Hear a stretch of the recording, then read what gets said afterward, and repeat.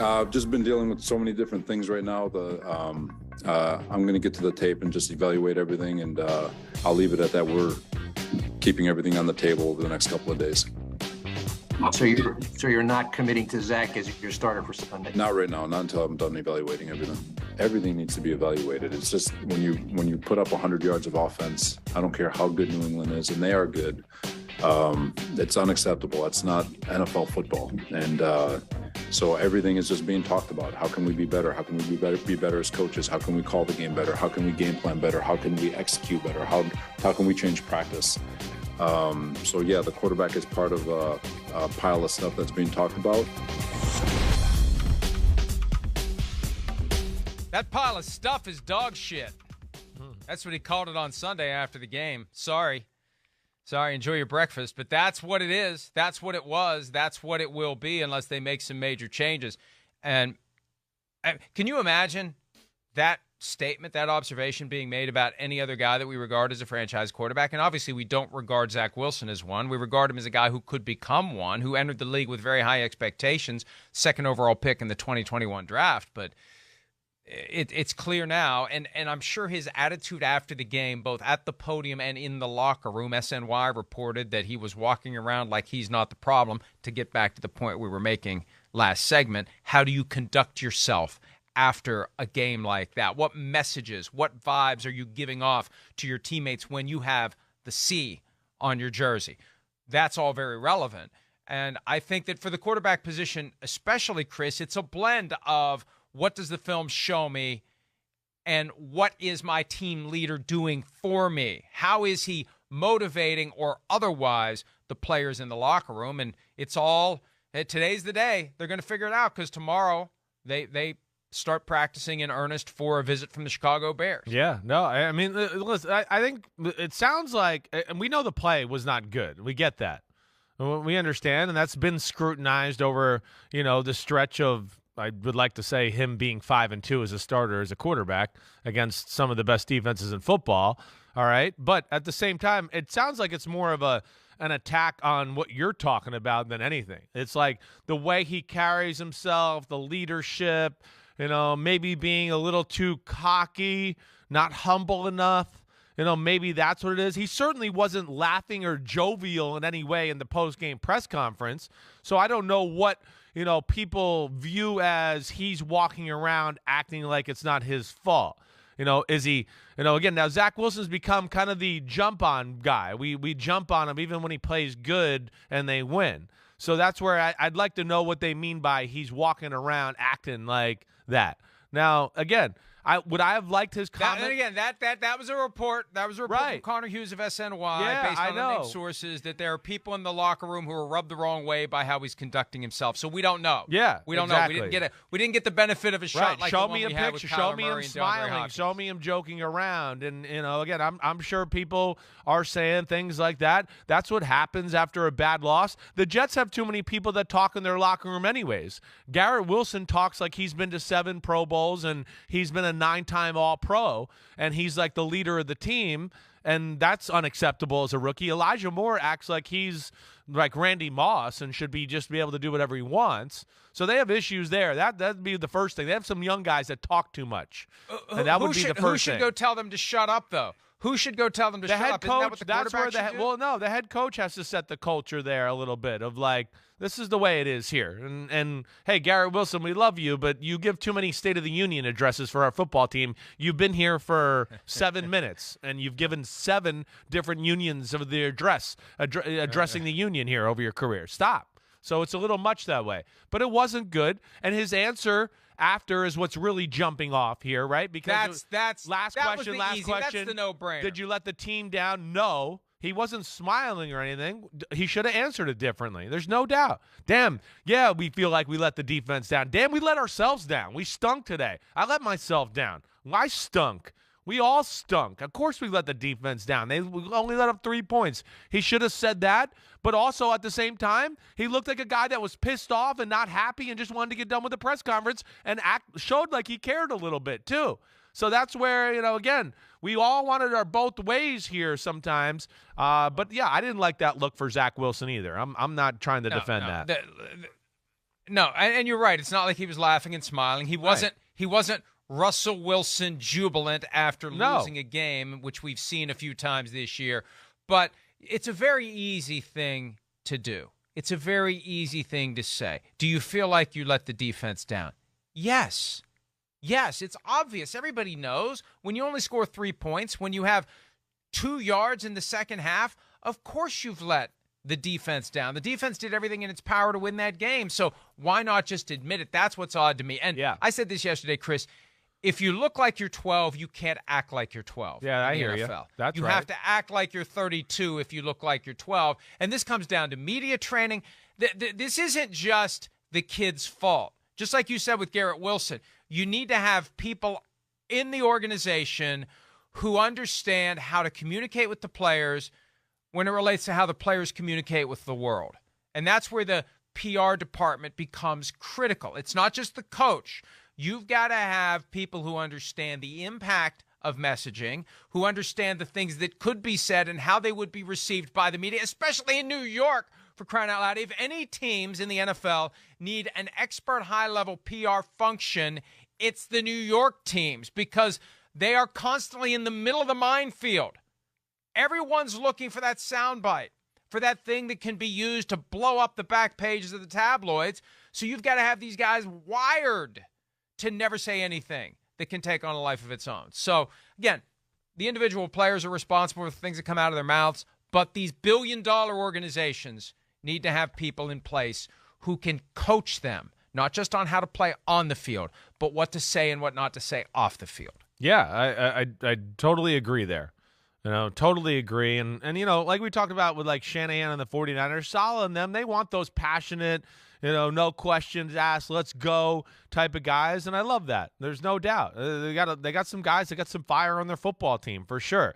But yeah, between the guys that are in charge of, shepherding the players to talk to the media, and then the tone in which, the player, the head coach sets about, how we're going to talk in front of the media and all that. It is an organizational thing. So, they could handle some things differently for sure. Now, we could talk about what's going on the field. The field has not been pretty. We get that. It's not. It's not pretty. Jack Wilson, was that good? No, absolutely not. That's the problem, is we have 2 Patriot games sandwiched in between, one good win. And the Patriots, Wilson didn't play good in the first matchup, had the 3 interceptions, and 2 of them which were stupid.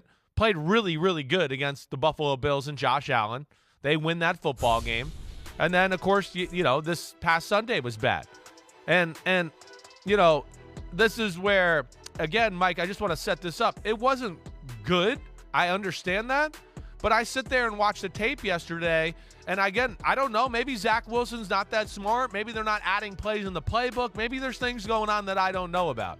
But I sit and watch the tape, and I go, I'm not sitting here going, oh, man, people are wide open everywhere, and he's really messing this up. Here's the first play of the game.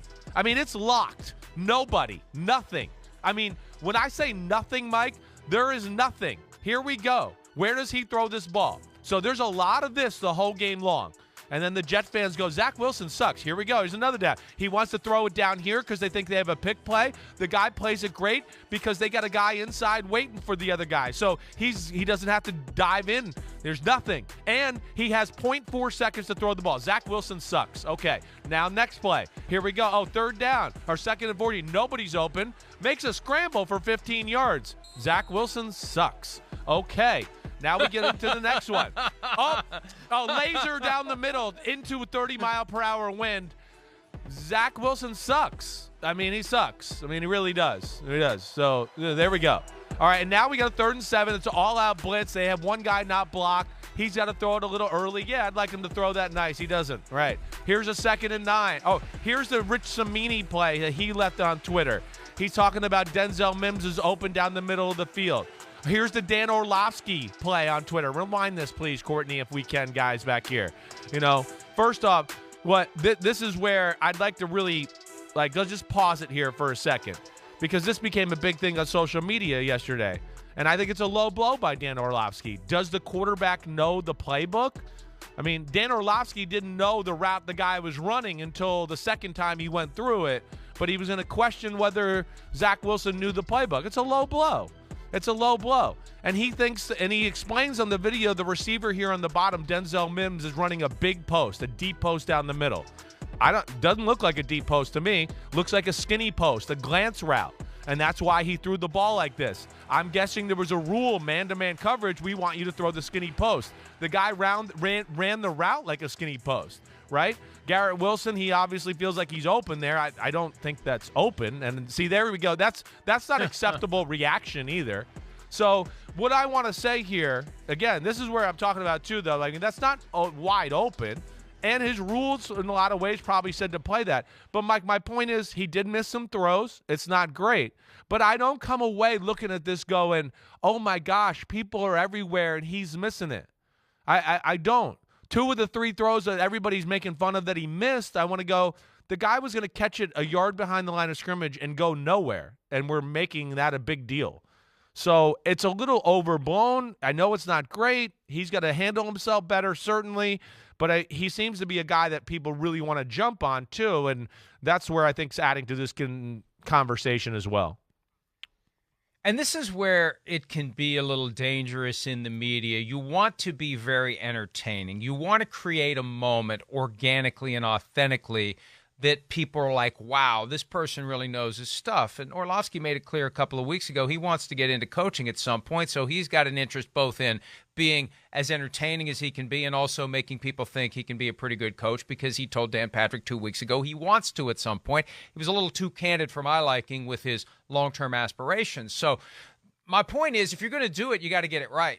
You got to be buttoned up. It's got to be 100%. There can't be any room for misinterpretation. If you're going to make grand statements, they got to be accurate. Well, you can't make assumptions, right? On this, right. Yeah, Mike. You've got to at least acknowledge I'm making an assumption. If you're making exactly. An assumption, That's you're what stating it like it's absolute fact. That's exactly. The problem. That's the problem. I do this all the time. Hey, I make videos. You see them on social media every day. I'm not sure exactly what this guy's rule is. I could be wrong. He might have had to do this or he might have had to do that. I explain that. I say that. You know, that's what you have to do. But you can't start the video going, first off, the guy has to run the in cut the right way, and then go, oh, wait, actually, he's not even running that route, and now then talk about the quarterback doesn't know the play. And that's where I don't love it. And I've got experience with this play. So I've been in offenses where this play becomes this skinny post. And I want everybody to focus on the guy down low. And if we can rewind it again here just to show it, or maybe just let it go. The guy on the bottom runs a route, boom, puts his foot in the ground and turns his head like he's expecting the ball. You know, Dan's trying to make a point, and Dan's great. I'm not trying to be down on Dan here. I'm just talking about a little bit of an unfair thing I think he does here to Zach Wilson to add fuel to the fire, and I don't think it's correct here. That's my biggest thing. And, you know, he's trying to make a point that the guy on the bottom should be running a deep post and you should never be throwing this, and I don't think it's a deep post. I don't think that the Jets run skinny posts where Zach Wilson throws this ball a lot. This is a big part of their offense. And so that's where I don't love that, Mike, and you're right. That's where you got to be careful. You know, you just set a narrative on fire, and everybody just runs with it and goes, "Oh yeah, he doesn't know the playbook," and that's not fair to say. He's not out there like doing and stupid stuff over and over like that.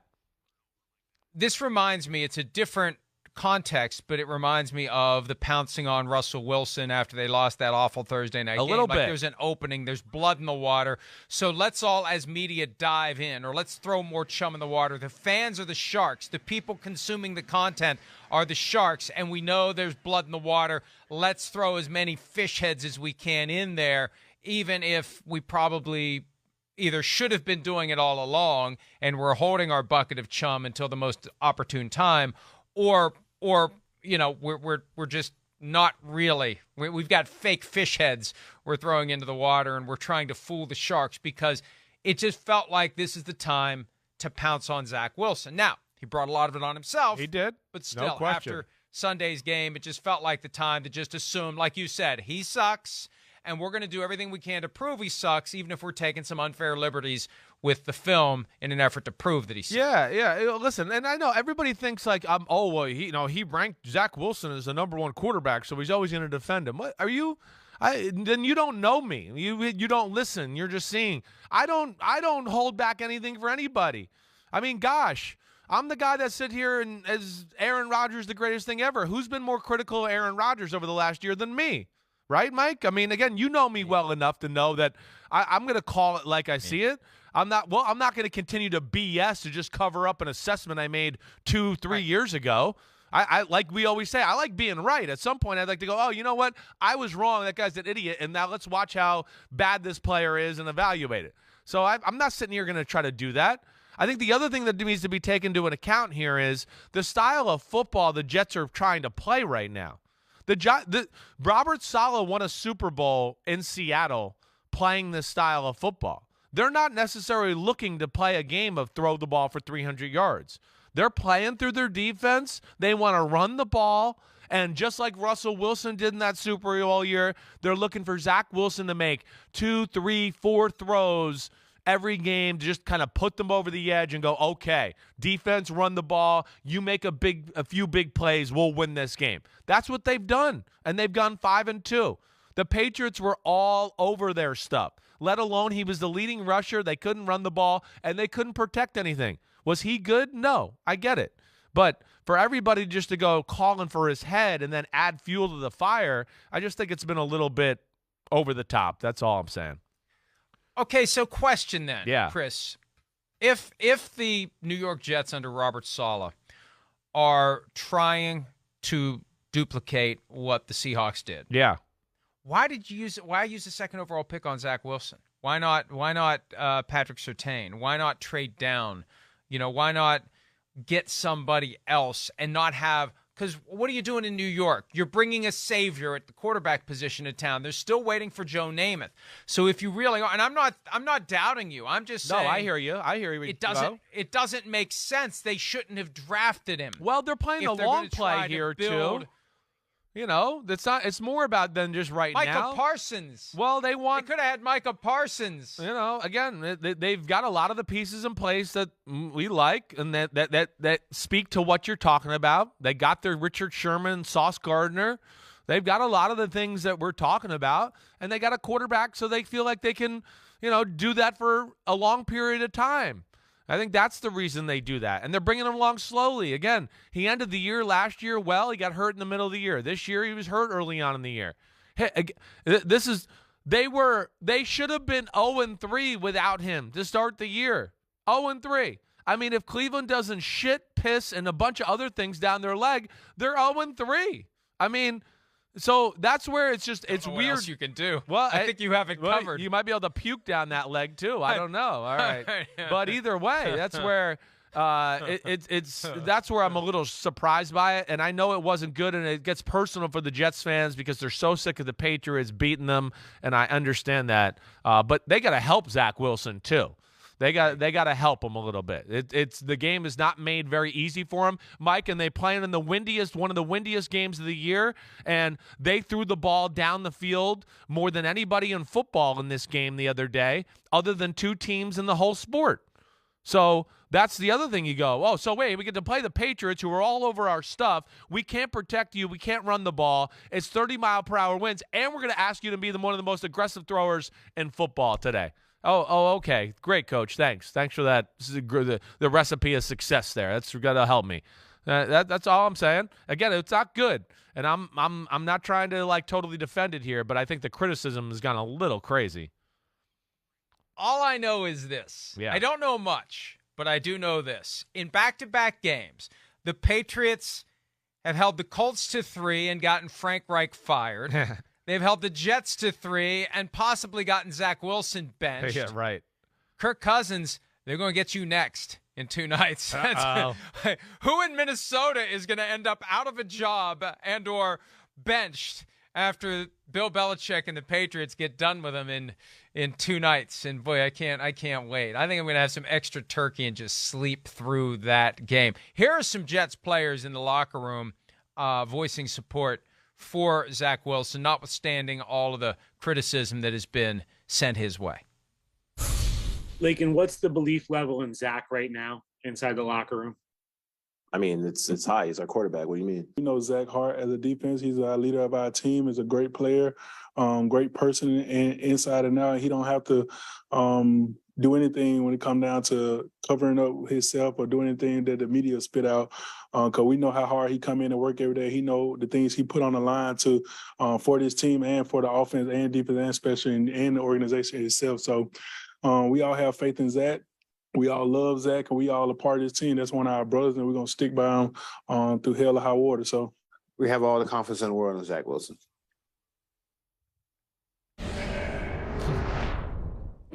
Okay. Okay. But that needs to be universal. That needs to be universal. And you need more guys behind him, and you need Zach Wilson to not shoot himself in the foot with the things he says publicly and whatever he's doing in the locker room to spark the report from Connor Hughes of SNY. And I don't know whether it's right or wrong. All I know is it's published on SNY. Right. He's credentialed. He works for them. I got no reason to doubt what he's reporting, that in the locker room, you know, he's acting as if he's not part of the problem, and it's pissing guys off. And look, guys are already inclined to be pissed off anyway after that game. They go out and they fight and they scratch and they claw, and they think they're finally going to end that ridiculous losing streak to the Patriots, and it all falls apart in a stunning moment where Marcus Jones returns a punt for a touchdown, fueled at the very end by what should have been an illegal block. So I can understand why people are pissed off. Yeah, they're emotional. I mean, we are in the era of quarterbacks, and we kind of more now than ever just always give them the blame or, you know, all the accolades in the world.